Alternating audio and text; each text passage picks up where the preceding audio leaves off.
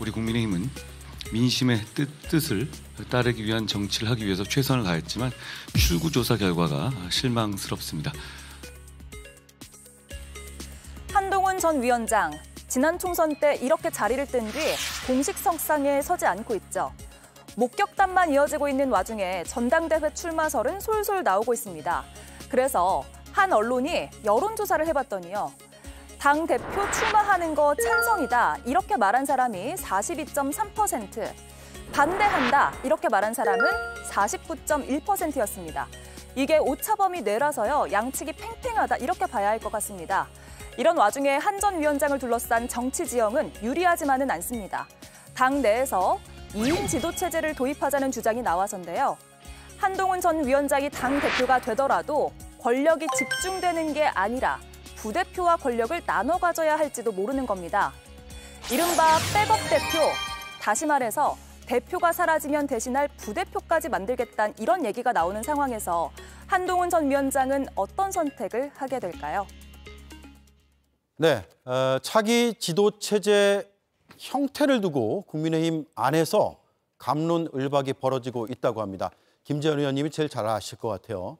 황의여 비상대책위원장이 지금 2인 체제를 얘기를 꺼냈거든요. 그러니까 당 대표가 권위가 되면 그러면 전당대회에서 2위를 했던 부대표가 대표 역할을 하게 된다. 이 얘기인데 이게 이해가 안 되거든요. 왜 나온 겁니까? 아니 지금도 당대표와 최고위원 선거를 분리해서 선거를 하더라도 만약에 당대표가 고리가 되면 원내대표가 그 당대표 권한대행을 맡고 그리고 비대위원장을 임명한다든지 아니면 차순위 또 승계권자가 전당대회 최고위원 선거에서 득표 1위한 순서, 1위, 예. 2위, 3위 순서로 그 고리한 당대표를 승계할 수가 있어요. 그런데 괜히 당대표 선거에 나온 사람을 첫 번째 1위한 분을 당대표, 두 번째 2위한 분을 수석 최고위원 이렇게 선출을 한다는 것은 겉으로 보면 무슨 부통령을 두는 것 같이 보이지만 그 합리적인 이유가 없죠. 그게 우리 국민의힘이 과거 오랜 세월 동안 그 지도부를 구성했는데 이런 발상은 처음이거든요. 그러니까 이제 그 내용 면에서 비판하는 분들이 이게 한동훈 전 위원장이 당대표가 되면 그 단독 그 대표가 되어서 너무 권한이 커진다. 그러니 2위를 한 분이 그 수석 최고위원이 되어서 당대표를 견제할 수 있도록 만들자. 이런 논리라는 거고 만약에 그렇게 하려면 그냥 집단 지도 체제로 대표와 최고위원을 몽땅 선출해서 5명 내지 6명을 뽑아서 그분들을 대표, 최고위원으로 그렇게 선출을 하면 되거든요. 또 그렇게 선출을 하려니 또 마음에 안 드는 유승민 의원이 또 지도부에 입성할까 봐 그것도 겁나는 것 같고 이렇게 해서 마치 어떤 사람을 시키려고 하고 어떤 사람을 배제하려고 이런 이상한 제도를 도입한다고 하면 국민들 눈에 어떻게 보이겠습니까? 저는 별로 좋은 지금 방향으로 가고 있지는 않다고 봅니다. 그리고 받아들여지지도 않을 것 같아요. 아, 그렇습니까? 네. 지금 보면은 국민의힘의 지도 체제가 되게 자주 바뀌었어요. 특히 윤석열 정부 들어와서 6명의 당 대표 혹은 비대위원장이 있다가 바뀌고, 그러니까 바뀐 횟수로는 5번, 그리고 자릿수로는 6명이 된 거죠. 이런 정당사에 이런 일 보신 적 있어요? 정당사에 유례 없는 일이고요. 앞으로도 없을 것 같습니다. 그러니까 윤석열 대통령도 굉장히 입지가 흔들리고 있죠. 요즘에 뭐 여론 지지율을 보면요. 그런데다가 집권 여당도 좀 안정적으로 가지를 못하고 있잖아요. 그러나 그 원인을 자세히 살펴보면 또 대통령으로부터 비롯된 일들이 또 많습니다. 그래서 집권 2년 차에 총선이라는 그 전국적인 선거를 치르는데 그거를 비대위 체제로 치르는 집권 여당은 저는 제 기억에는 없는 것 같아요. 그리고 그 이전에도 지금 2년 동안에 6번인가 뭐 대표가 이렇게 바뀌고 또 그 중간중간 또 비대위원장이 또 있고 그러면서 그 첫 시작은 지방선거와 대선을 다 이겼던 당대표를 몰아내고 그 이어서 막 비대위 체제로 계속하고 중간에 막 소송전도 벌이고 이런 집권 여당의 모습은 처음인 것 같아요. 네, 저희가 그래픽을 준비했는데 한번 보시죠. 이준석 대표가 14개월 하다 물러났고요. 주호영 비대위원장 1개월, 정진석 비대위원장 6개월, 그리고 김기현 대표가 전당대회 통해서 선출이 됐다 9개월 만에 물러납니다. 지난 총선 전의 일이죠.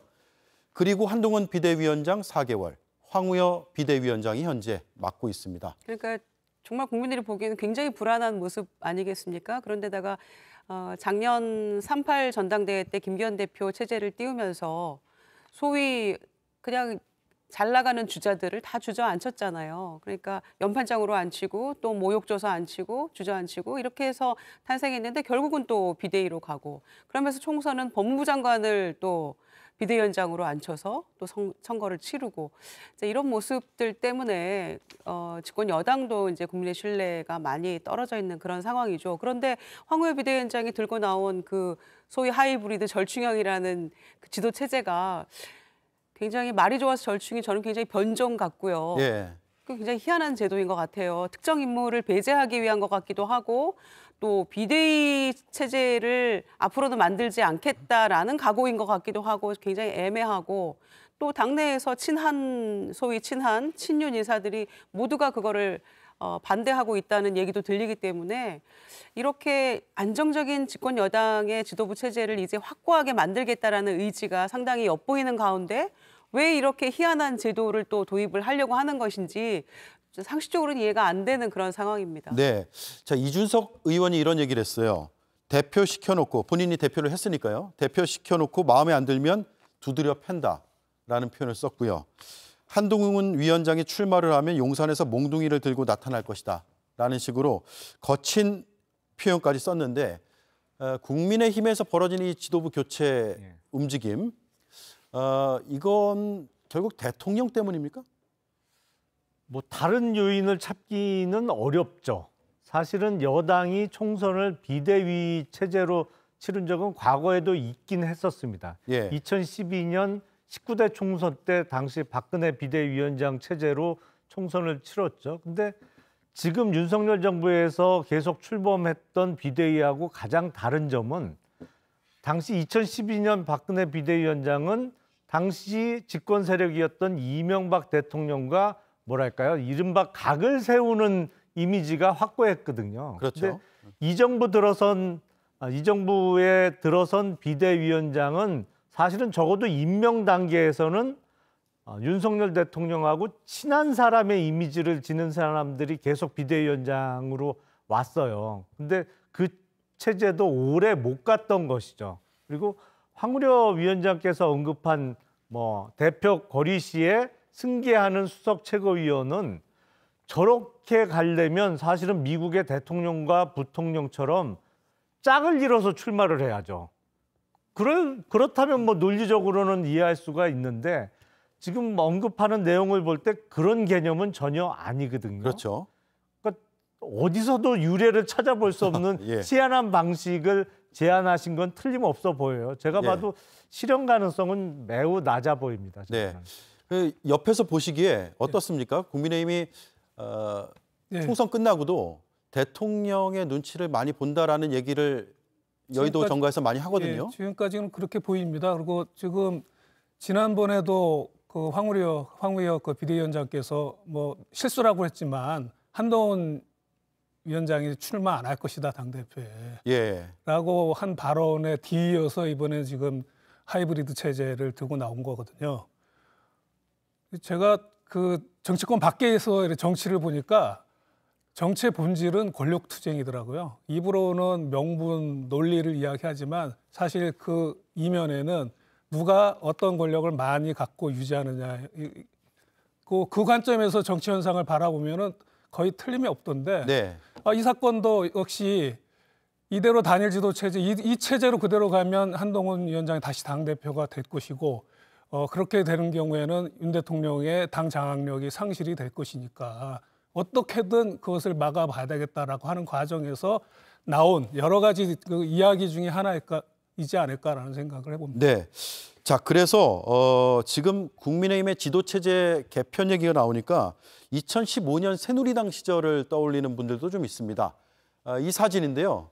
2015년 7월 최고위원회 파행 당시의 모습인데 당시에 보면 김태호 최고위원이 있고요. 유승민 당시 원내대표가 있죠. 그리고 김무성 당대표가 회의 중에 나가버립니다. 이때하고 좀 비슷합니까? 근데 이제 그때는 상황이 원내대표에 대해서 원내대표 계속 그 대통령의 정책을 반대하고 또 공개적으로 비난하고 이런 과정이 반복되면서 마지막으로는 국회법에 대통령령의 그 위헌 위법 심사를 하는 규정을 넣겠다고 하는 그런 과정에서 이제 폭발해서 그 대통령이 원내대표의 사퇴를 요구하는 그런 상황이 되었고 네. 그 과정에 지금 당대표가 지금 문제가 된 건 아니고요.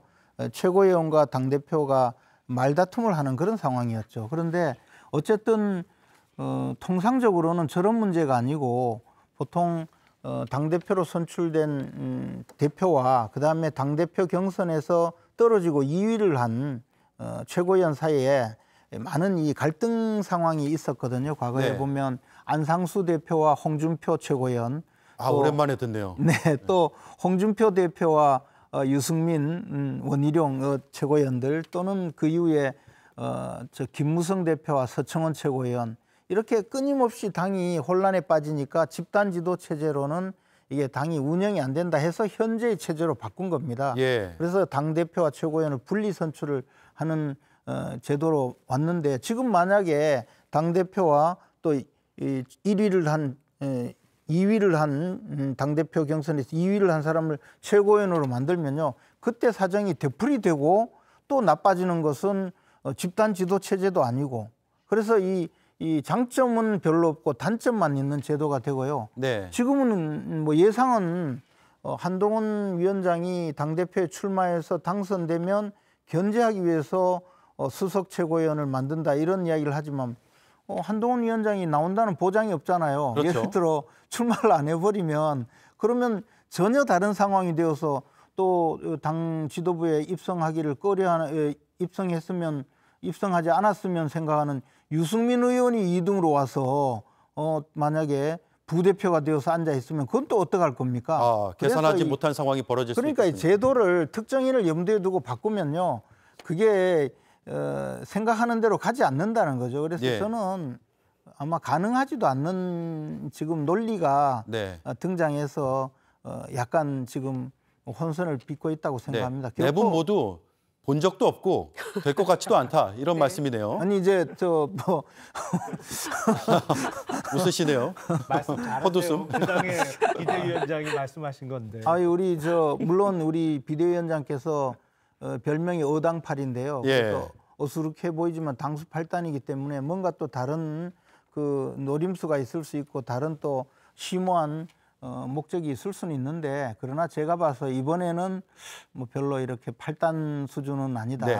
그렇게 생각합니다. 알겠습니다. 궁금하긴 합니다. 이거를 비대위에서 논의가 된 건지 아니면 혼자 생각을 하신 건지 어디서 뭐 누구에게 조언을 들으신 건지 굉장히 궁금합니다. 이 시스템의 출처가 궁금해요. 네, 근데 요즘에 이게요. 그 기자들 전화를 잘 받아준다는 얘기가 있습니다. 근데 이게요, 처음에는요, 당대표와 2, 3등까지 최고위원으로 이야기를 했었거든요. 그런데 또 3등이 없어진 거 보면 거기에 또 3등을 할 만한 사람도 못 들어오게 하려는 것 아닌가. 뭐 그런 생각이 네, 제가 빼고 봐서. 싶은 사람이 많은가 봅니다. 네. 자, 최근에 집단 또는 2인 지도 체제가 거론이 되자 한동훈 전 위원장 견제용이란 분석이 이렇게 나오고 있는데 어제 나온 리얼미터 여론조사 결과를 보면 한동훈 위원장 출마는 반대가 49.1%가 나왔고요. 찬성이 42.3%가 나왔습니다. 오차 범위 내에 있는데 수치가 비등비등해 보입니다. 어쨌든 한동훈 위원장이 나오면 이제 집권 여당의 대표가 되겠다는 거잖아요. 그래서 뭔가 주요 현안에 대해서는 이제 답을 해야 되지 않느냐 이런 목소리들이 나오는데 김용남 의원이 보시기에 첫 번째 김건희 여사 수사 문제에 대해서 입장을 내야 된다고 보세요? 일단 전당대회 출마를 공식화했다면 무조건 입장을 내야겠죠. 일단 기자들이 묻겠죠. 그렇죠. 근데 아직은 출마 여부에 대한 확답을 안 한 상태고 그냥 사인으로서 자맹을 하고 있는 상태이기 때문에 뭐 굳이 본인 스스로 나서서 입장 표명을 할 것 같지는 않아요. 예. 그러니까 지금 뭐 출마 선언을 되도록이면 늦추지 않을까 이런저런 곤란한 입장 때문에 그러지 않을까 싶은데 그래도 언젠가는 공식화해야 될 거고 그렇다면 당연히 정치 현안에 대해서는 본인 생각을 이야기를 해야죠. 네. 자, 김주영 의원님. 네. 최상병 특검에 대해서도 지금 국민의힘에서는 21대 국회에서 부결했고요.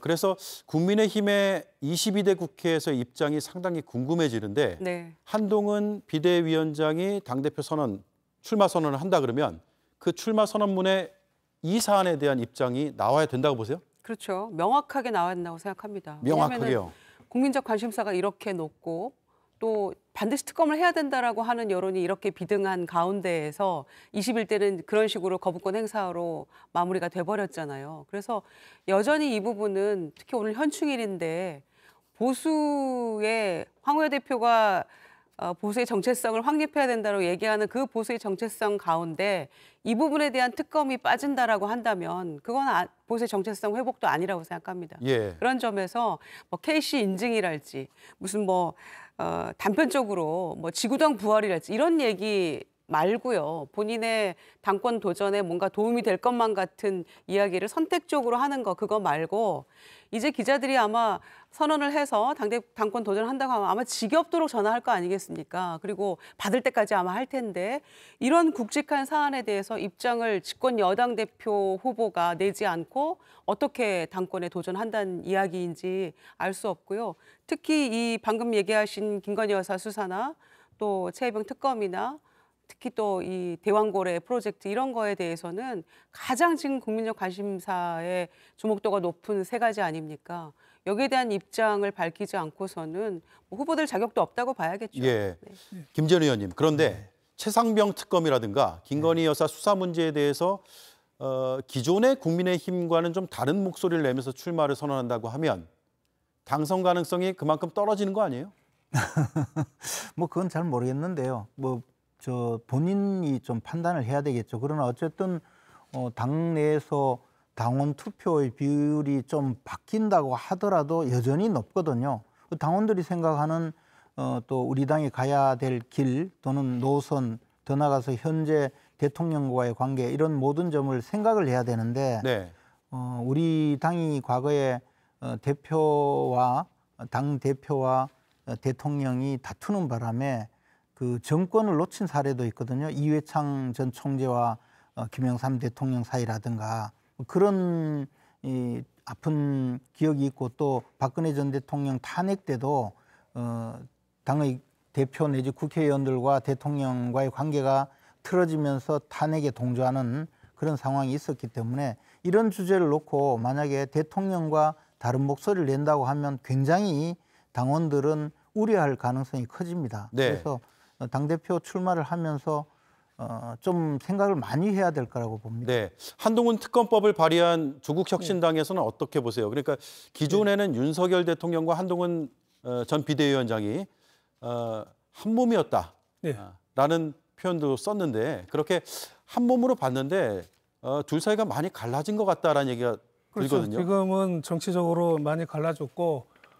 한동훈 전 위원장 입장에서는 지금 그 윤 대통령에 대해서 각을 세우지 않으면 아마 차기 대선 주자로서의 입지가 좀 많이 어렵지 않을까 싶습니다. 예. 그래서 차기 대선 주자로서의 지금 뭐 당 대표가 있지만 결국은 최종 목표는 대선 주자 아니겠습니까? 그 입지를 세우기 위해서는 각을 세워야 될 텐데 아마 고민이 많을 겁니다. 어느 정도까지 각을 세워야 될지에 대해서. 예. 저는 거의 아마 한동훈 전 위원장이 어느 정도까지 각을 세울지 짐작이 되거든요. 예를 들면 정책과 관련돼서는 아마 각을 많이 세울 것 같습니다. 그리고 김 여사 소환 문제에 대해서 이미 소환 필요성을 언급했으니까 아마 그 정도에서 될 건데 이제 예를 들어서 최상병 특검법 같은 것들에 대해서 과연 각을 세울 수 있을까? 그렇게 되면은 한동훈 특검법을 또 윤 대통령이 받을 수가 있거든요. 예. 그런데 한동훈 특검법은 두 분이 다 한 몸에 엉켜져 있는 사건들이 들어가 있어요. 고발 사주라든지 그다음에 그 윤석열 총장 징계 취소 무마 사건도 이게 어떻게 보면 한 몸으로 얽혀져 있는 사건들이거든요. 네.